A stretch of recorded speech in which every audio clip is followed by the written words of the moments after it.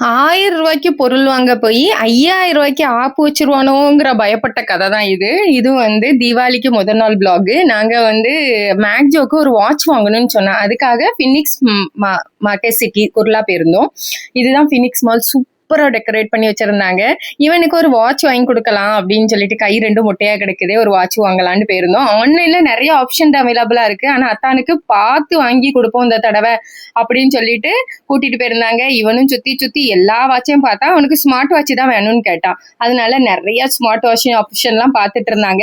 எல்லாமே வந்து நிறைய ரேஞ்சில் இருந்துச்சு. பார்த்துட்டு இருக்கும்போது இந்த பையன் இருக்கானே பாருங்களேன், எல்லா பொருளையும் டம்மு டம்முன்னு அங்கேயும் இங்கேயும் தூக்கி போட்டு உடைச்சான். அவன் அந்த வாட்ச்மேன் ஓடி வந்து, மேடம் நீங்க இந்த பொருளை வாங்கியே ஆகணும் அப்படின்னு சொன்னா. நான் நினைச்சேன் பொச்சான் ரூ. 5000 ஆப்பு அப்படின்னு. ஆனா அவன் உடைக்கல. இது வந்து அங்க இருந்த பியூட்டிஃபுல் செட்டப் பாரு.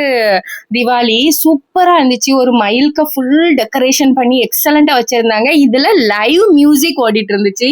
2 பேர் உட்காந்து பாட்டு படிச்சு மியூசிக் பண்ணிட்டு இருந்தாங்க. எக்ஸலண்டா இருந்துச்சு.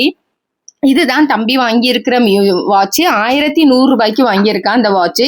அதுக்கு பிறகு இந்த லைவ் மியூசிக் பாருங்களேன். அந்த கேர்ள் வந்து பாட்டு படிச்சு வீணே வாசித்துட்டு இருந்தா, அவங்க தபைலா வாசித்துட்டு இருந்தாங்க. பார்க்கறதுக்கே அப்படி ஒரு அமேசிங்கா இருந்துச்சு. யாருக்கெல்லாம் டைம் கிடைக்க போய்க்கு பாருங்க. தேங்க்யூ.